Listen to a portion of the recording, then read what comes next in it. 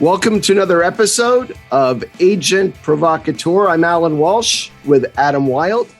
Our guest this week is longtime sports journalist, broadcaster, and political commentator. A sports card collector, he wrote his first book at 14 years of age. A copy remains today in the Baseball Hall of Fame library. The former co-host of ESPN SportsCenter with Dan Patrick, studio host of Major League Baseball on Fox, Countdown on MSNBC, a member of the Society for American Baseball Research, also known as SABR, 3 Edward R. Murrow Awards for Excellence in News Coverage, guest starred 10 times on Hollywood Squares. A big welcome to Keith Olbermann. Thank you very much. And now we have, since you've done my entire resume, Allan, we have no more time today. So thanks for having me, and I'll see you later on. It's been a real pleasure. Thank you for coming. Thank you very much. Yeah. I hope it was illuminating. Thank you. So how are you doing today? Good. We've got fairly nice weather, and I'm just back from my physical therapist. So all of my hinges work. I can turn my neck completely around. So I'm fine. Awesome. A lot of action yesterday in the baseball world. Yes. Yeah. You want to give people a little recap of what transpired yesterday? Well, once again, the baseball owners committed suicide. This is a ritual as old as baseball owners themselves. They have been doing this off and on since 1880 or so. And the observation that baseball has always survived the stupidity of the people who run it was, I believe, written in the June 12th issue of the Sporting News in 1898. And this is just another example of it. The owners have decided they will break the union. They haven't announced that, but what they did was they locked the players out, thinking that this generation of players, having suffered almost no labor problems and certainly no financial problems, would never hold together with the threat of the loss of a paycheck. So they locked the players out, delayed spring training, put out false stories about how they were moving towards a settlement. And then when the final proposition was made from the owners to the players, and the players were given an hour and a half to read it and approve it, or the opening day would be canceled, the players said, guess what? We don't like it. And the owners accomplished what they thought they wanted, which was to postpone the start of opening day, cost the players a paycheck, and believe that the public would assume the players were at fault because they didn't agree to this wonderfully generous offer. And they forced the owners to do something that the owners had been threatening to do for the last 3 months. So we're in a lockout with no new scheduled meetings, and the owners are continuing with the plan, which is, I think, equivalent to those people who would like to see the United States again become a colony of Great Britain.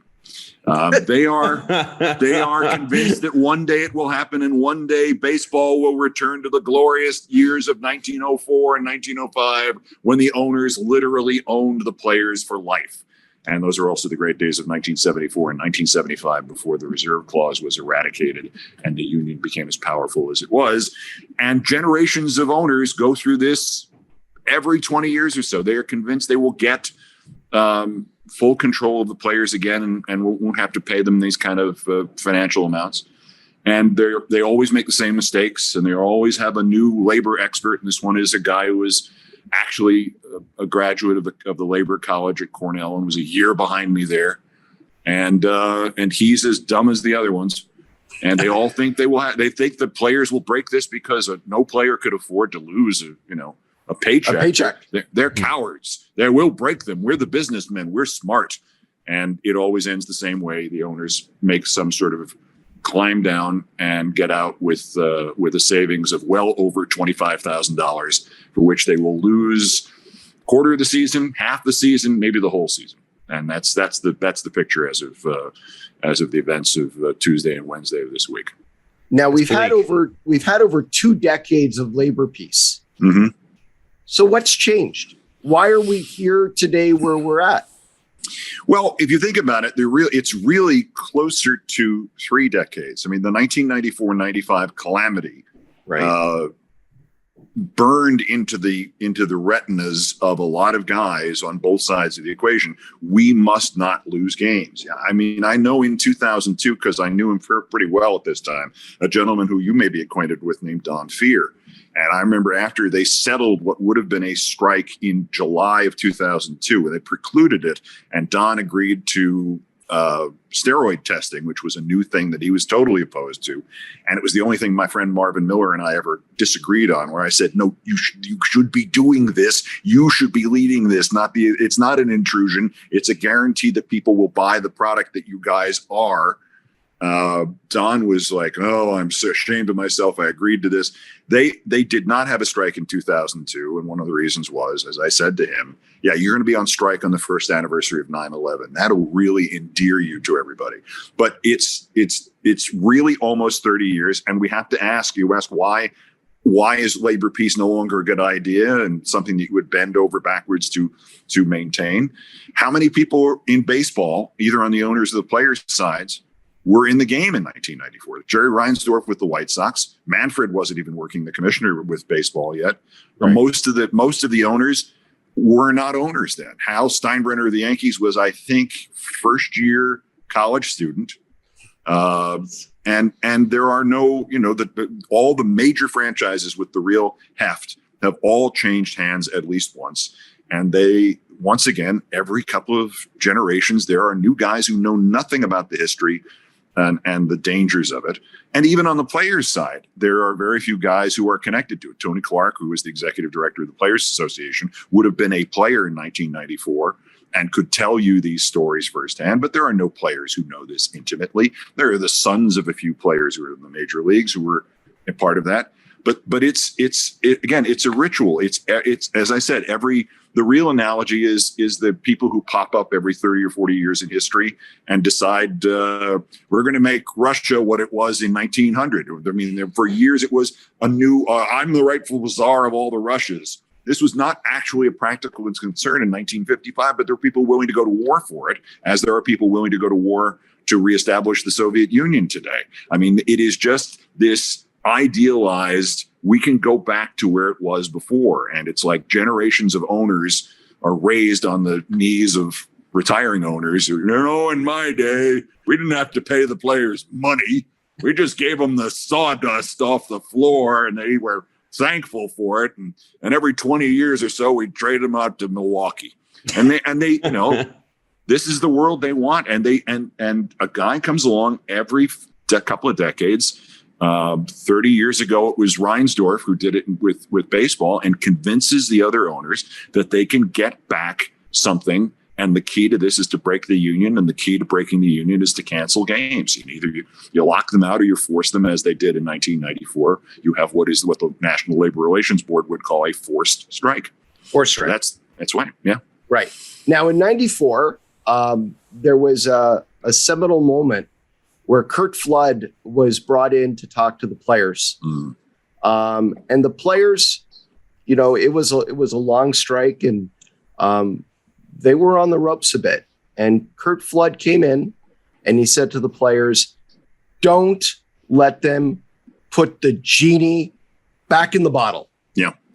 And I've read that speech to the players had great impact on their thinking. I think that's correct, and I'll double back to Curt, who I knew. I had the honor of interviewing him once on ESPN. But let me tell you, the second, there were two events that really steeled the players. That was early in the strike year of 94. There was a lot of pressure in that nuclear winter of 94 and 95 for players to go back, and a couple of them, led by Lenny Dykstra, said that they were considering crossing the picket lines and playing in 95 because the owners came up with the worst idea they ever had, which was to sign a bunch of UPS drivers and 48-year-old ex-major league players like Pedro Borbon. Pedro Borbon was in spring training, in a replacement spring training in 1995. Pedro Borbon Jr., a pitcher with the Braves, was not in spring training. That's how crazy it was. And in that winter, Dykstra and a couple of others expressed an interest in maybe crossing the picket lines and continuing to play. They played these exhibition games. The entire exhibition season was played with guys who, literally some of whose names were misspelled by the teams they were employed by, and others for whom there were the roster would come out every day and you'd have a guy's name and there'd be no height, weight, or age. They were lucky if they knew what the guy hit left or right. These artifacts still exist, and they're like looking at your bowling league. Well, who's number 3 for them? It says some guy we found outside the bowling alley. It was basically what it was. The second part, in addition to the flood speech, was a meeting. I think it was in Vegas. And about 400 or 500 major league players attended this after the Dykstra thing. And Fear, at the advice of Marvin Miller, called this thing and paid their way for all the players to go out, and they gambled and they did that. But they had one big meeting in which players were asked to discuss the idea of a guy crossing the picket line. And Dykstra was there, and a player named Roger Clemens, who is not very popular in baseball circles for a lot of things, did one of the few things for which he was lionized. Roger Clemens, anybody want to say anything? And Clemens stood up and said, yeah, I just want to say that if any of you blankers, making reference to their mothers, cross the picket line, remember one day we'll be playing ball again, and I'm going to stick this baseball that I'm holding here in your ear at more than 95 miles an hour. And he looked right at Dykstra and went, and that applies particularly to you. And he used a curse word I'd never heard before, which ended in stick. And Dykstra left, and that was the last time any of the players talked about crossing the picket line in the spring of '95. So there were two things. But Kurt obviously passed away not long after that. But Curt Flood was a seminal figure in sports history, particularly in sports labor history, and especially in baseball labor history, because he was the first guy to lead a union-based attack on the hierarchy of Major League Baseball and these incredibly restrictive contractual terms in which, as was written in 1890, on the face of it, a player is signing a contract for 1 year, but the contract renews itself and the player has no yes or no on this. So, in fact, a 1 year contract turns into a contract for the player's life. This was written, this was written by the head of the Baseball Players Union in 1889. They tried to get rid of this by forming their own league, the Players League of 1890, which the players would have been victorious, but their financial backers chickened out at the last minute, which would have led to baseball being owned by the players and owners being just sort of financiers in the background. The next legitimate chance at overturning this series of restrictive rules that were collectively known as the Reserve Clause occurred 1889. Next attack, 1969, when Curt Flood said, you cannot just trade my blankety blank ass from St. Louis to Philadelphia without my consent. And he had been in the major leagues at that point for, I believe, 14 years and had been in St. Louis for at least 11 years. Gold Glove winner. On track to be a Hall of Fame outfielder. Yes. 3,000 hits, all the standards of the day, and an exceptional player who was on the 1964 and 67 St. Louis Cardinal champions and was still one of the finest outfielders, although he had probably just hit the decline point, was going to be, out of the game 1973, 1974, something in that line. But he was an intellectual and an artist of some quality, and a very bright and very thoughtful man.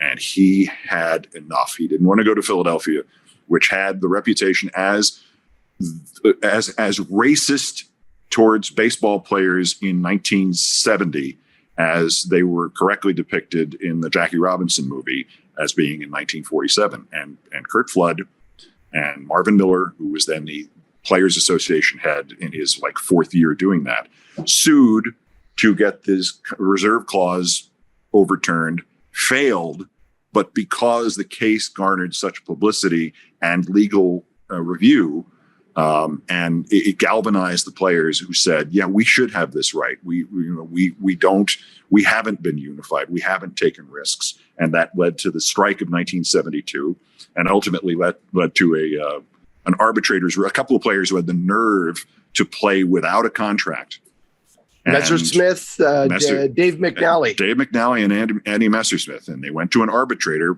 The genius of Marvin Miller, as the head of the Players Association, was he got arbitration, both for player salaries and for unresolved disputes between the owners and the players. And when this issue, the reserve clause, which bound a player for life to a team, unless he was traded or released from his contract, this became an issue for the arbitrator. His name was Peter Seitz in 1975, after the McNally-Messersmith seasons were complete.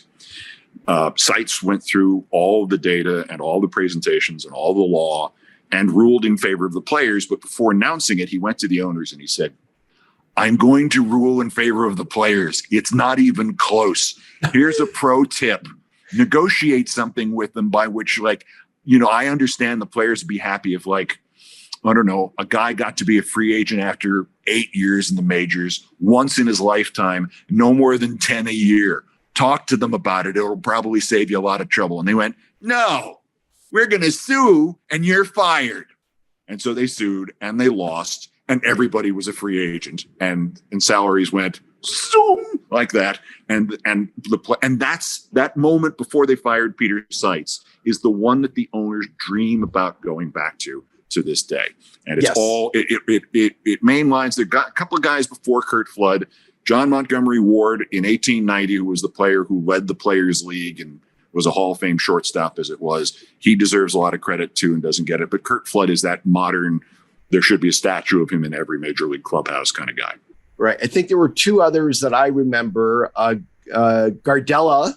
Danny Gardella from the Danny Gardella, who went to the Mexican League and got suspended by the commissioner of baseball along with five other players indefinitely because he had the temerity to go to another league. And he sued and ultimately lost in court. And I think it was the Gardella court that said, reaffirming federal baseball, that baseball is not interstate commerce. Yeah, right. Right.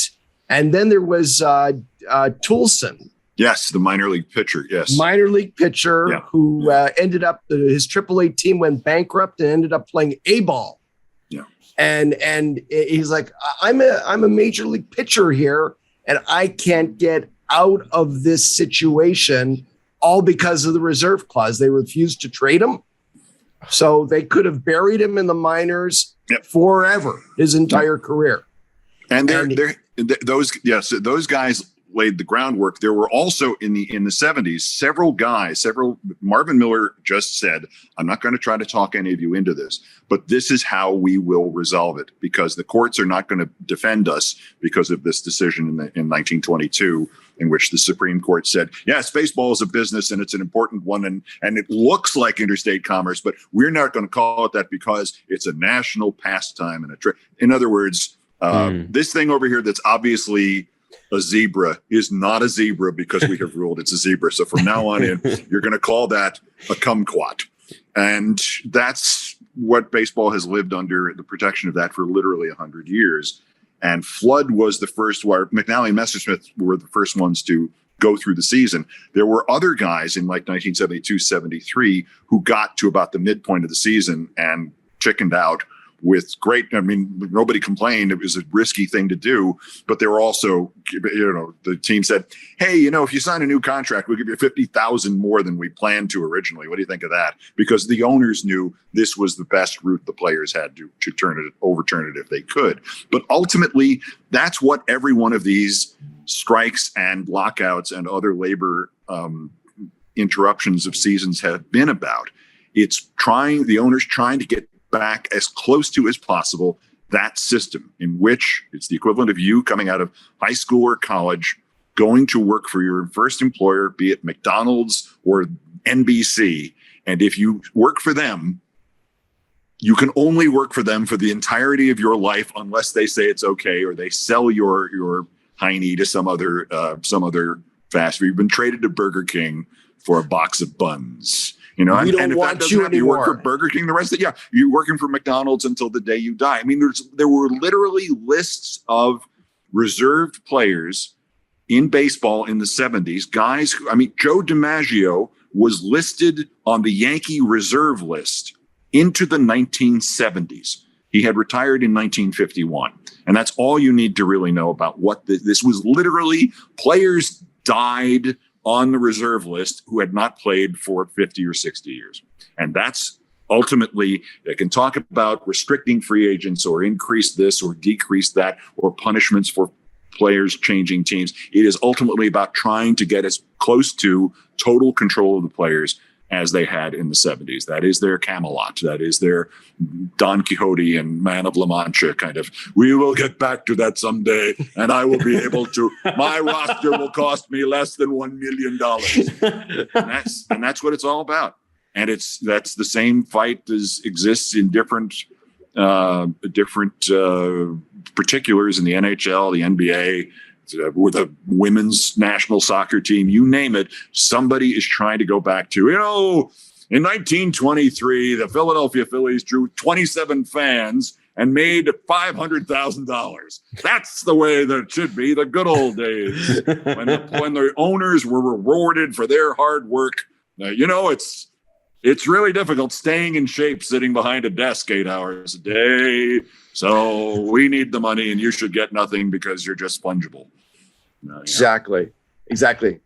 I have to say, in hearing that, especially guys, when it comes to the conversation about how the owners turned down the opportunity. Well, we may only have 10 free agents in a year is unbelievable. So, but here's what we do know is that since those salaries took off, since those superstars kind of took off, the game has made tons of money.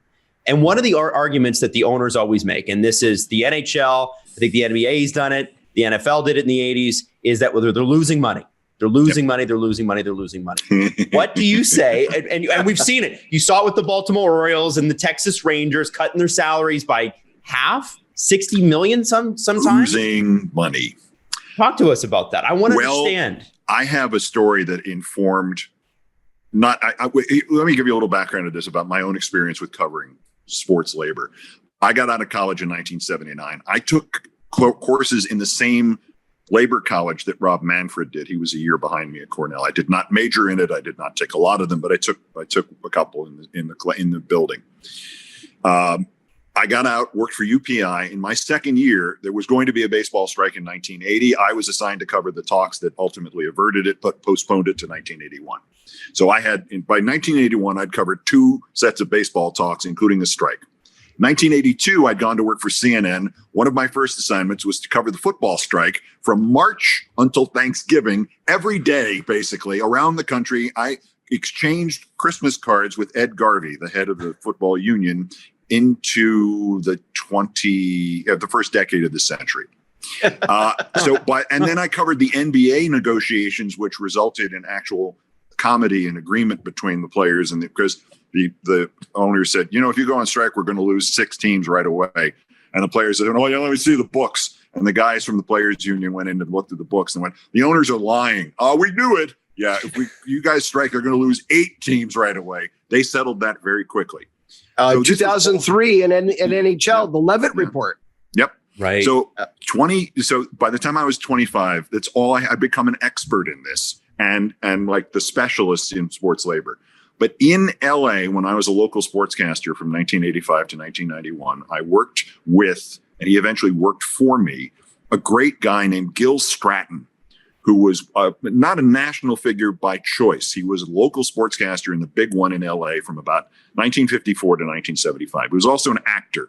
You ever seen the movie Stalag 17? He's William Holden's stuttering right-hand man, Cookie, and he's great at it. He was in a Marlon Brando picture where they rode motorcycles. He was a friend of Brando's to the day Brando died. And Gil was a great guy, and he lost all his money on a Hawaii radio station, had to come back to LA where he had to work for me. And there was never a moment of, who's this punk kid? He loved the business. He loved working. He said, I don't care if I'm making $200,000 or $2,000. And he was the model of who you want to be if your career ever goes like that. And Gil told me a story once about Walter O'Malley and the Dodgers. And this was early on. Remember, the Dodgers moved from Brooklyn to LA in 1958. And the first year they were brilliantly successful, even though it was a dead 8th place team or 6th place team, whatever it was. 59, they won the World Series. 60, they didn't win the World Series, but they won the vote that was the last attempt to block the building of Dodger Stadium and giving away the land at public expense to Walter O'Malley. 62, they opened Dodger Stadium, which you can imagine what that was like opening the Roman Coliseum or the original Yankee Stadium. So they had string after success after success. 1963, they win the World Series in Dodger Stadium. They sweep the Yankees. 1964, 6th or 7th place. They're never in the pennant race. Everybody else in the National League is in the pennant race. The season ends. It's not been a success on the field, but the general manager of the Dodgers, Buzzy Bavasi, is sitting there literally hours after the last game of the season and says, as he walks past the owner's office, Walter O'Malley, he's about to wave when he hears O'Malley look out and go, Bavasi, get in here. And he goes into Walter O'Malley's office, and Walter O'Malley is smoking one of these big cigars with a big plastic holder. So he looked like the penguin from Batman, the Burgess Meredith one. And they're talking about something like when they're going to meet in the off season, or they're going to go to the World Series and as spectators or what. Walter O'Malley, the dogs have heard this story. Walter O'Malley, as Bavasi is walking out, happy to be leaving the office, he goes, well, I'm sorry it's a bad year on the field, Chief. Koufax got hurt, but we'll be fine in 65, as they would be. And, at least it was a good year. And O'Malley goes, what do you mean it was a good year? We lost $2 million. And Bavasi is about to pass out. $2 million. The Dodgers might have been worth, some rich guy might have paid $20 million for the Dodgers if they were for sale. Maybe. But probably you could buy for $2 million. You got a little bit more together. You could buy all of Major League Baseball for maybe $200 million. The whole thing, every franchise. You had $200 million. So $2 million is the salary of, I don't know, 200 Sandy Koufaxes. Okay? Okay. And he's like, his heart has left his chest. He falls into the office of the other vice president who was in charge of the minor league operation for the Dodgers, Fresco Thompson.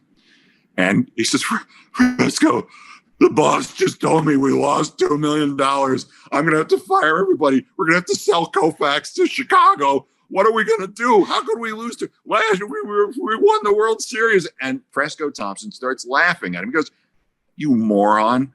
How long have you worked with this idiot? Meaning O'Malley. Oh, I was here when he took the franchise over in Brooklyn. You don't know what he means? He lost $2 million. What he means, the son of a bitch means that in 1963, we made a profit of $6 million. And in 1964, because we didn't win the World Series, we only made a profit of $4 million. So O'Malley says we lost $2 million. We didn't lose it. We just didn't get that much in profit. We made $4 million this year. And Bavasi goes, oh, yeah, you're right, and leaves. And that's when the owners say they lost money, it means they didn't make that money that they made last year. If an owner tells you he lost $10 million this year, it means he made $90 million instead of $100, which he made the year before. End of story. Wow. Yeah, 100%. Now, there's a quote that I saved long ago from Paul Beeston. And he said in an interview, anyone who quotes profits of a baseball club is missing the point. Under generally accepted accounting principles, I can turn a $4 million profit into a $2 million loss, and I can get every national accounting firm to agree with me. That's what accountants are for. And the value's in the equity anyway, and the franchise has gone up. When was the last time you saw a Major League Baseball team sell for less than the guys bought it for? Never. 1973 is the answer. That was the Yankees, because CBS had done such a bad job of managing the franchise. And they sold it really for $8 million, having bought it for $12. And they didn't care. It wasn't a big deal to them, but they, that's the last time. And so it really is we have almost all the money, but almost is not enough. There's so much more money out there as yet to be stuffed into our pockets and ears and other orifices. And that's the whole thing. And I always, when they talk about, we didn't lose, they will compare income, say ticket income from 2020.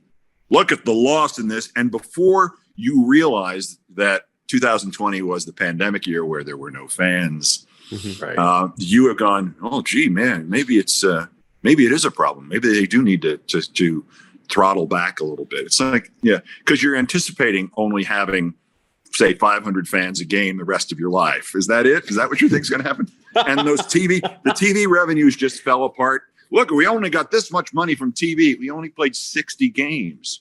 This is like the NHL lockout year where owners were complaining about revenues and TV money. It's like you chose not to play. You didn't lose money. You threw money out the window. But right. Financially, there's no accountant on the earth who will say, yes, this team threw $37 million out the freaking window. It's their fault. But it's their fault. And you can't, there's a moral, there can be a moral outrage to it unless you've covered this for your entire life, or Allan, like you've been involved in it from the participatory end of it, where it's past moral outrage. And you say, well, how many times have I filed my taxes where I actually deducted that dinner that really wasn't a business dinner, but I saved $200 on my taxes that year. So just imagine you're an owner of a team and you've sort of fudged, like 4 million dinners in 1 year. And there's your accounting for being an owner of a sports franchise, particularly a baseball one. Yeah. Now, we've talked a little bit about Marvin Miller, and we really haven't explained who he was and what he accomplished. You want to tell us a little bit about Marvin Miller and your interactions with him? Yeah, boy. Marvin Miller was the all-time greatest television performer I have ever seen. He had the greatest sigh in human history. His sigh could connote the struggles of labor dating back to the invention of fire. And whichever owner took fire away from the grunt who invented it. And Marvin would just go, somebody would ask him a question, and Marvin would say, the owners have once again shown their utter contempt, not for me or the union or our players or our membership, but for the fans. And I was like, and you can't just have it one side or the other. And I'm not applauding. It's the side. I'm not the side. It's the side that I'm applauding. This man, the stage lost one of its great Shakespearean performers. And when I told Marvin this eventually, when I got to know him, he laughed for like 20 minutes because he was just a kid from Brooklyn. He said, so you noticed that I took some notes from John L. Lewis and the other great labor leaders of the 20s and 30s. He was an organizer for the United Mine Workers, as I remember, and then he went to the Steelworkers for a while. Yeah, and I forget, economist. Right, and he was the guy who sold complicated economic formulas to guys who were just coming off 12-hour shifts in front of the coke furnaces in Pittsburgh, and he made it all understandable to them. And they, as smart as he was still a kid from Brooklyn. And they saw that right away. And all of his brothers and every one of his relatives, sold fish from carts in Canarsie. And that was the sincerity part of it. And the players saw this too. And I forget who recommended him at first. After years and years of sort of house unions in baseball, Marvin Miller was recommended to the Players Association as an executive director. And the Players Association, it's interesting. It was Joe Torre in that time and Jim Bunning and a lot of other guys of various political points of view and futures.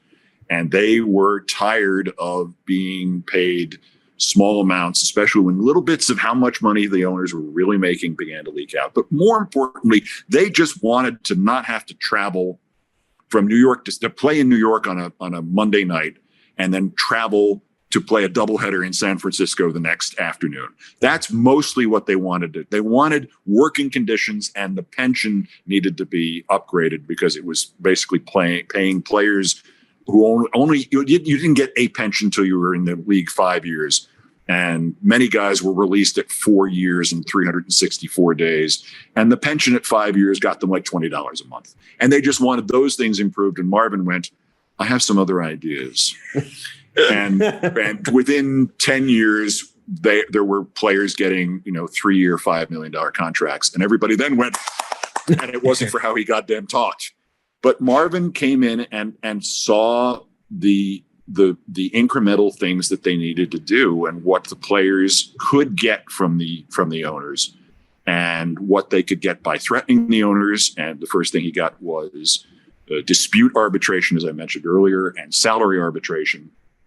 And he did something amazing, fulcrum point in the history of baseball and sports labor in this country.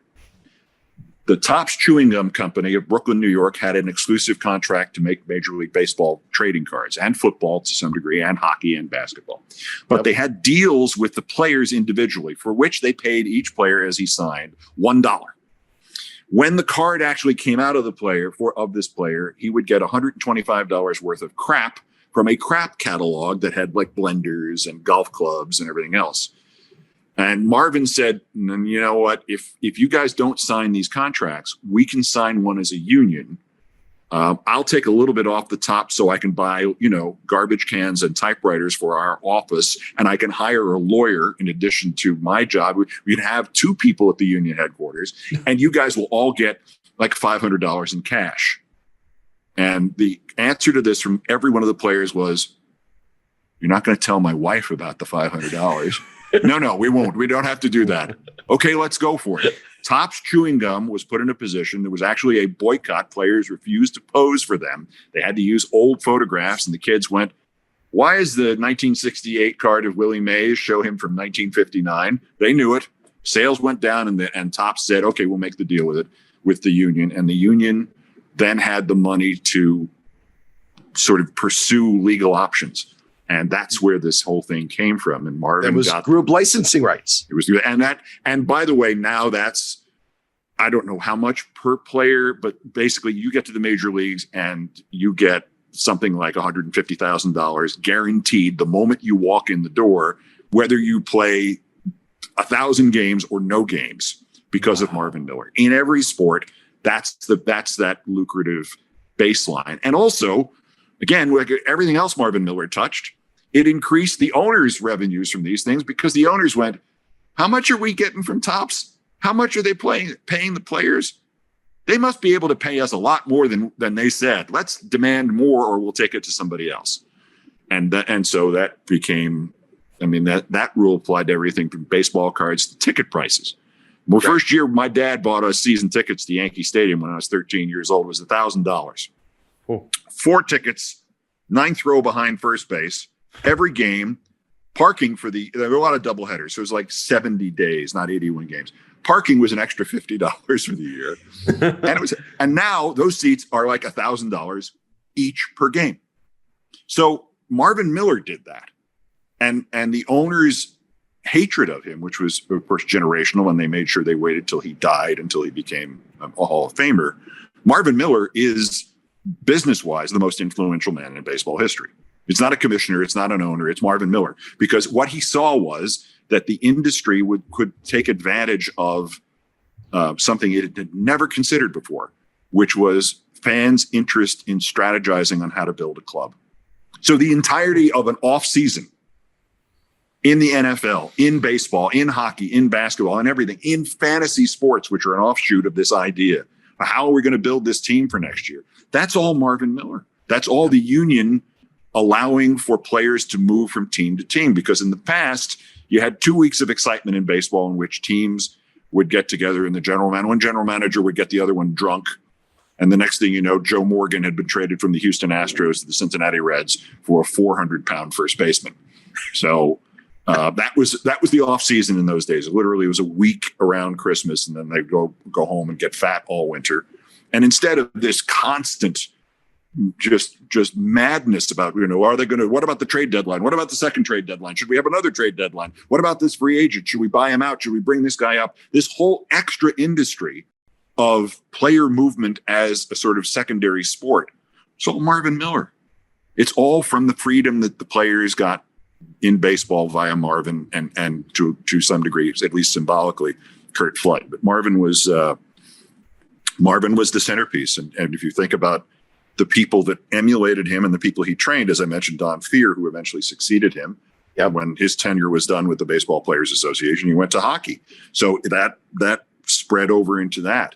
But I spoke to Marvin the last week of his life, and Marvin was a committed humanist and a man who believed deeply in civil rights and in civil liberties. And the last time I talked to him, it was about something that had happened, unfortunate in his own life, where he had been injured, and the police got involved and did things he didn't want to do. And I'm still in touch with Marvin's daughter, who actually, there was a dispute about this. There was a part of the family that wanted to respect Marvin's wishes when he said, I don't want to go to the Hall of Fame if I'm dead. And there was the other one who went, no, this will be great. We can sell his stuff for more because he's in the Hall of Fame now that he's dead. If his daughter had gotten her way, the person they wanted to have give the speech, the person she wanted to have give his induction speech was me. And it would have been, hi, Marvin sent me a message from beyond the grave.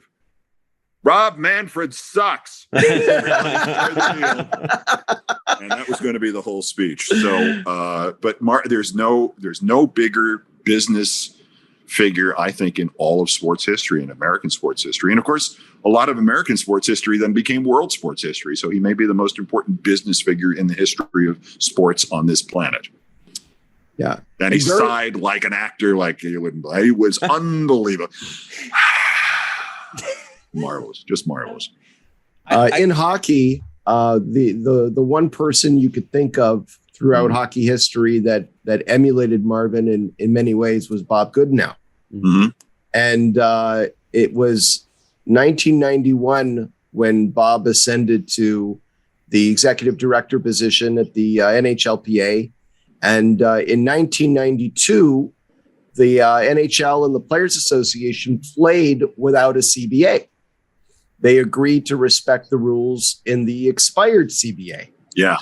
And then 10 days before the NHL playoffs were to begin, Bob Goodenow took the NHL players out on the first and only strike in NHL history, knowing that the players had received 95% of their salaries in the year, and the owners made all their money in the playoffs. Yeah. And the battle was over group licensing rights. The players did not in hockey have any financial interest in their name, image, and likeness.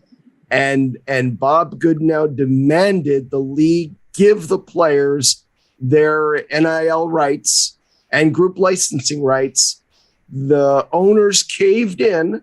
John Ziegler, president of the NHL at the time, caved in. Mm-hmm. Bob got everything he wanted. The playoffs were played in 92, and Bob immediately made deals with Topps, and I believe it was O-Pee-Chee in Canada, and built a war chest for the 1994 lockout that he knew was going to be coming. Wow. That was the genius move, that lockout, which I remember saying this on ESPN. It's like, okay, I was a Ranger fan at the time, and it was important for me, obviously, personally, and all of my dead relatives who did not see them win, for them to have won. And by the way, and Sam Rosen, who still does the Rangers games, was my first boss in radio in 1979. Wow. So it was important on a personal level. But I, as I said, when they announced that lockout, it's like, okay, so professionally, here are the Rangers and this parade in New York where all the advertising agencies are, and they all said the same thing. Oh, yeah, hockey. Let's spend some money in hockey. And the owner's response to this was, not so fast. We know what to do when we have our greatest possible geographical success in terms of advertising possible revenue. we're not going to have a season next year, and we're going to flush this New York Metropolitan Championship down the toilet because we're the owners and we're smart because we have the money. Even though it usually in our own businesses, it turns out we were just sitting on the right corner when everything broke down and they had to hand us the money. As my dad once said, first time my dad took me up to ESPN, and he was asking me why it was in Bristol, Connecticut. And I explained that it was there because that's where the guys were from. And they had basically $100 and they could get a place for $100. And they were always on the verge of bankruptcy. And then they succeeded. And he went, so these guys broke down in the middle of nowhere, right, with a bunch of fruit or whatever they were selling. And they were all going to die there. And then suddenly somebody built a 16-lane superhighway right next to them. And the only exit for 20 miles in either one went right past where they were broken down. And I said, yeah, pretty much. And he said, and they think they invented it. I said, yes. And he said, this is why I have been an independent architect since 1967, because all owners of all things not only think that they are not only think that their money is the root of all power, but that they invented it. They invented money. They invented how they could. Nobody else could have ever gotten to that place. As the old joke goes, they were born on third base and they think they hit a triple. So, right. Yeah. Right. So lock the players. No season the year that New York wins and all the ad agencies want to buy time in the NHL. And just that after they won the cup in that off season, there was that big Sports Illustrated cover. The NHL is hot and the NBA is not. Yeah. And that was prime Michael Jordan years too, by the way. It's 1994. You're still within 10 years of the NBA finals being shown on ABC, CBS, or NBC, depending on who had the contract, on weeknights. The finals on tape delay to 11:30. The NBA finals were not, all 7 games, the NBA finals were not shown live on American television until, what is it, Allan, 85, 86, something like that. When the Knicks won their only championship, or their first championship in 1970, they did not show it live in New York on a Friday night because they were afraid they couldn't sell out Madison Square Garden. No. The NBA was like, if you think NFL number 1, Major League Baseball number 2, NBA 3, NHL 3A, right? Just there. And then that 94 opportunity, which was the last time hockey had a chance to leapfrog basketball. They went, no, we're not going to play because we can save $27. Geniuses, they're owners. Let me just say this. Sorry, go ahead. Just say this in conclusion on this subject.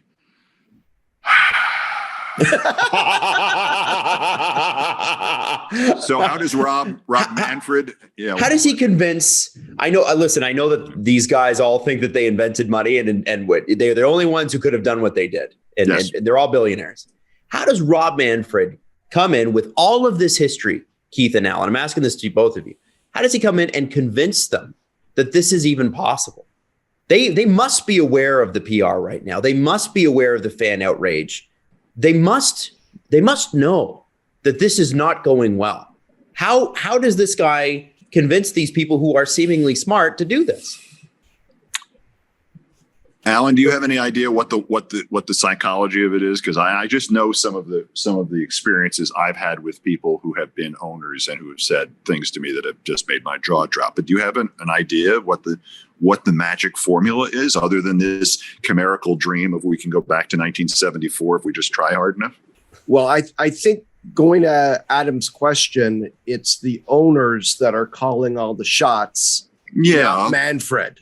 No, okay. But Manfred goes in there with a plan and says, look at my degree. I'm a townie who switched from Lemoyne College to Cornell University, Industrial Labor Relations College. So I know what I'm talking about, and we can get these guys. I think he does say that, but 100%. So essentially, I think I know. I'm jumping in on it because it just occurred to me what it is. The owners want to hear that. Yes, and he wants to sell them that. It is confirmational bias. You want more money. Here's the guy who says, oh, there's a way to get more money and I've got it. And you go, yes, sir. And then they all go off the cliff. And that was Gary Bettman in 1994, guaranteeing the NHL owners, I was the godfather of the salary cap in the NBA, and I'm going to come to the NHL, and in 1994, we're going to lock the players out. We're going to crush them, and we're going to impose a salary cap in 1994. How did that work out for them? I will tell you one story, and I have to play it very close to the vest because it involves friends of mine. I actually have, and I know this will sound impossible based on our conversation here, I have friends who are owners. I was actually extremely friendly with George Steinbrenner, who was wonderful to me. And as he was about to get the World Series trophy in 2000, I was the host for Fox. And in the commercial break before it happened, he was like, he was tearing up, and I had to hold him together. Thank you. I appreciate it. It was, for some reason, that was so important to him. And he said, is your mother here? Because my mother was the big fan who got hit by a ball from Chuck Knobloch when he threw it in the stand. The whole story. And I went, George, she hates Shea Stadium more than you do. She said, I told her I could get her tickets here, and she went, I wouldn't come to Shea Stadium for a World Series game if they let me play third base. And George went, I love her more than ever now. So George and I, we had a good relationship, but there's another owner who came into baseball in the last, I've been working 40 years, the last 40 years. And I knew one of his relatives from school. And it was a shock when I found out that this was the same guy. I knew the name, but I didn't know it was him. And he didn't believe the relative who said, I went to school with this guy. And so we were like fans of or whatever. And he said, come sit with me. And we sat down at a game. And he said, I'd love to pick your brain. I mean, I'm just taking over this team. I won't tell you which team it was or their circumstances. And the first question he said was, so they tell me it'll be a little while, but do you know when we will get this salary cap that they promised me? And I said, salary cap in baseball? Yeah, that's the reason we went ahead with the purchase, because obviously there's no control whatsoever and no ability to plan if you're not one of the top 6 or 8 franchises. And I said, let me buy you a beer. In fact, let me buy you a heroin. Hold on. You're not going to get the salary cap in this lifetime, and I would not suspect the next one, maybe 6 or 8 lifetimes from now. But your chance at having something that was a de facto salary cap went out the day that they fired the arbitrator in 1976, because the union was ready to make a deal on free agency, at least. So there would be, if not a salary cap, there'd be a mobility restriction by sheer arbitrary numbers. So whatever the trick is, part of it, I think, is that the people in baseball lie to new owners and tell them that, just as you said, Allan, about locking the players, breaking the players, new owners are told, yes, you could view salaries as an out of control expense. But in 2022, the deal comes up and we have a foolproof method. And let me show you this guy over here with the big gap between his teeth, who has never spent the necessary $1,200 to not look like a little Abner cartoon character. He's the guy who, announcing the cancellation of opening day, will laugh twice in live press conferences while there are people literally at home putting memorial armbands on in grief that there won't be spring training, let alone opening day. This idiot who will laugh to America while they cancel the games in the middle of a pandemic, and I might add, in the middle of a potential European war over, he's going to cancel the baseball season when we really need something like this because of its a connection to spring and hope and just having a good time and thinking about things other than pandemics and wars. This guy guarantees you that there will be a salary cap by 2024. Please give us your $1 billion now.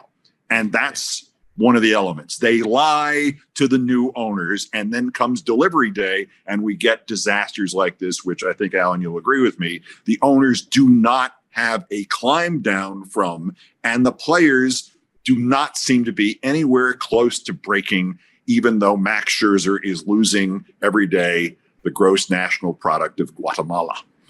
Right. And the sales pitch is, when we get our beloved salary cap, the team that you bought, your franchise value will double overnight. Right. And that's the sales pitch. And then we can expand and sell these idiots 2 big boxes of air. And instead of saying what the price would be now, $1 billion split 30 ways, then it will be $2 or $3 billion split 30 ways. Once we get that salary cap in place, sign here. Yeah, exactly. That ultimately is. And these are people, whatever they really had to do with their own business success can be debated. In many cases, they are, guys who started as clerks and wound up as billionaires because they figured out how to do something new in the stock market and got, bless them. I'm a capitalist. I believe in being paid millions of dollars. I've enjoyed that, but they're looking for that moment in which they recognize a repetition of something that has happened previously in their own business careers. And the guy saying, yeah, it'll be worth your franchise will be worth twice what you're paying for it once we make this little tweak that we guarantee is going to happen, is that moment where you go, oh, okay, let me freeze my face so these suckers don't realize I'm ripping them off, which is, the key to every, hey, I've got an NFT here that's going to be worth $11 trillion next week. Yeah, okay. That's what's an NFT? I don't know, but it's going to be worth $11 trillion next week. That is, you understand that, as a fan, you guys are in the game, you guys are reporting on the game, these games and you know the way this works. You understand that is, we laugh, but it's horrific to hear as a fan. I know. Horrific. Well, it's like any business. Never, you don't. Some aspects of baseball business have created their own, as I suggested earlier, sort of sub sport, developing a baseball team. But that's ultimately about that thing that players and fans and writers have argued about since the 1880s. Like, is this guy really worth? I mean, he's going to be in the Hall of Fame once we invent the Hall of Fame, but is he really worth $2,500 a year? I wouldn't pay him more than $2,250. And that's that argument that argument was made by guys who were, Civil War veterans, literally. And it's been going on forever, but it's that little pocket, that carve out of stuff that is enjoyable in a kind of, oh, I hate this.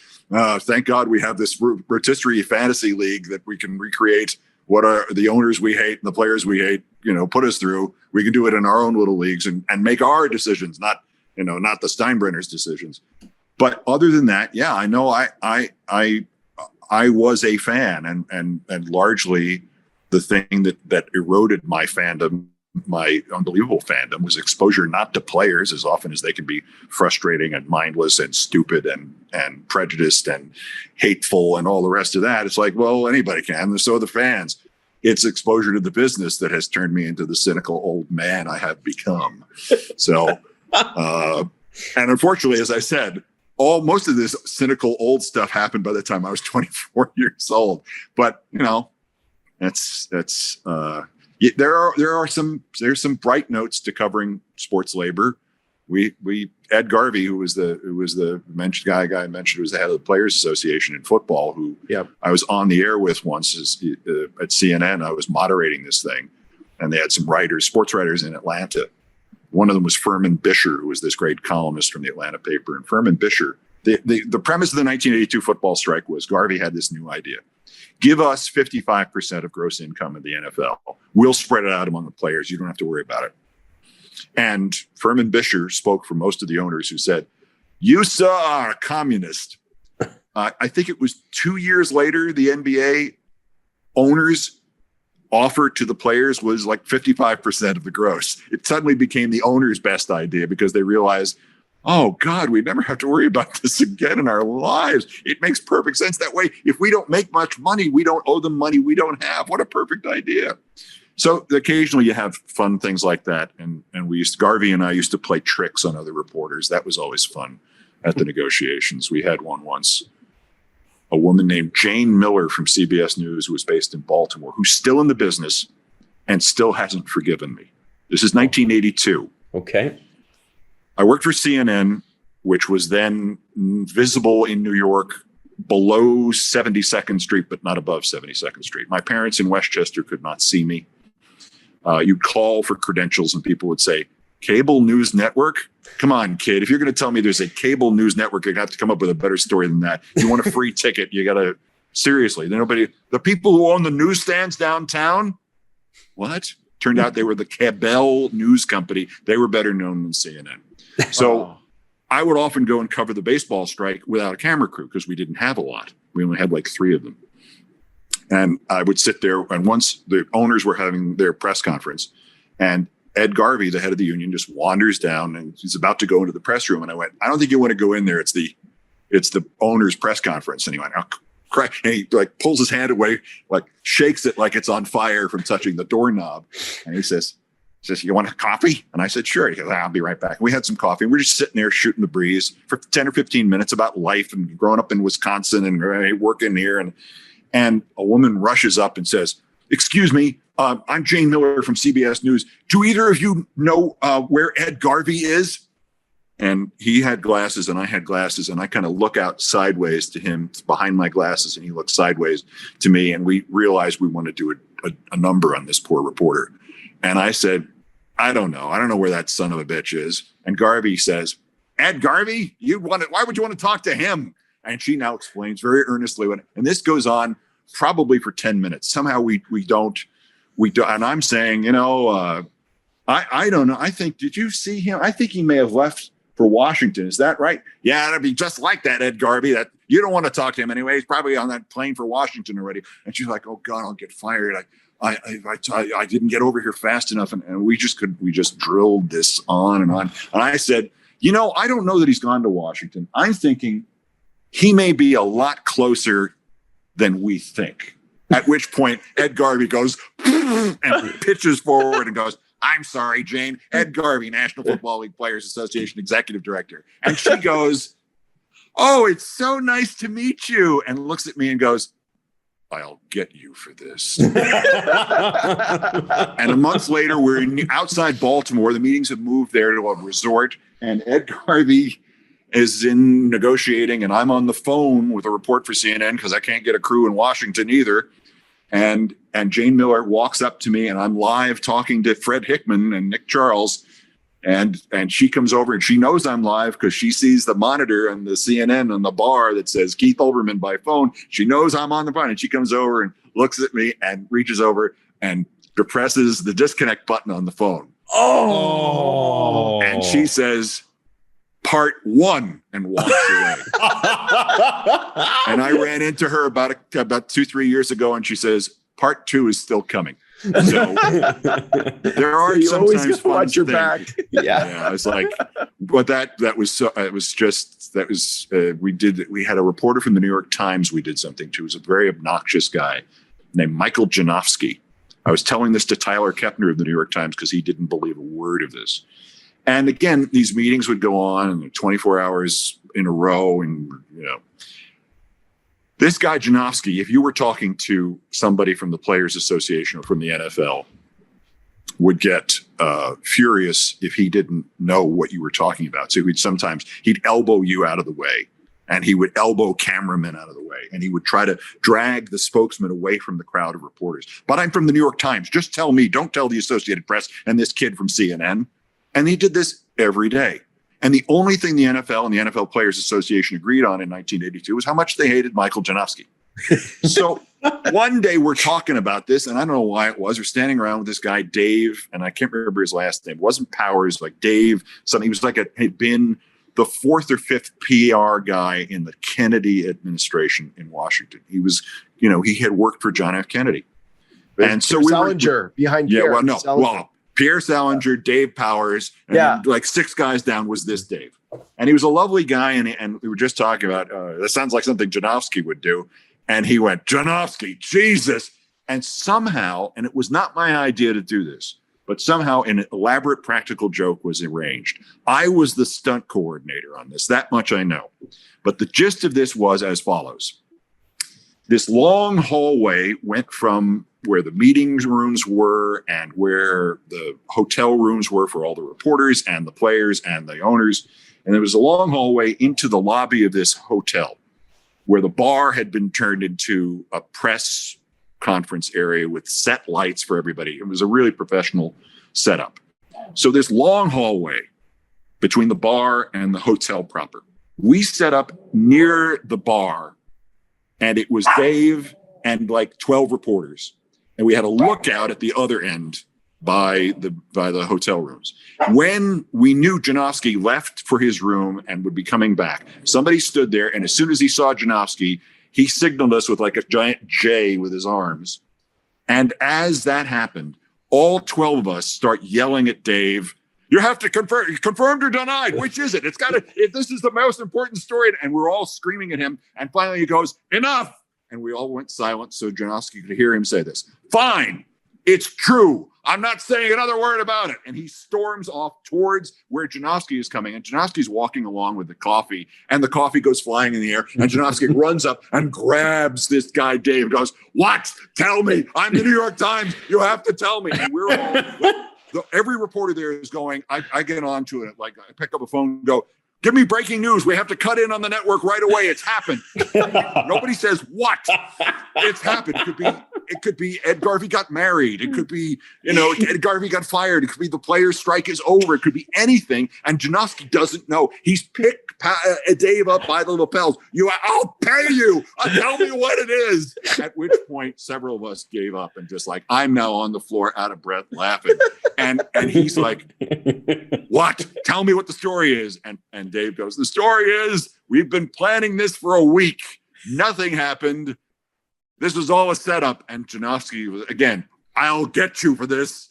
And Dave said, "Yeah, you might, but it won't be quite as good as how we just got you." And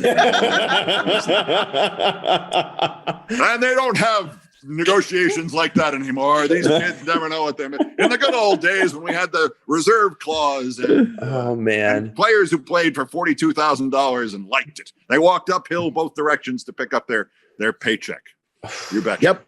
And went and got summer jobs in the off-season jobs to make ends meet. You bet.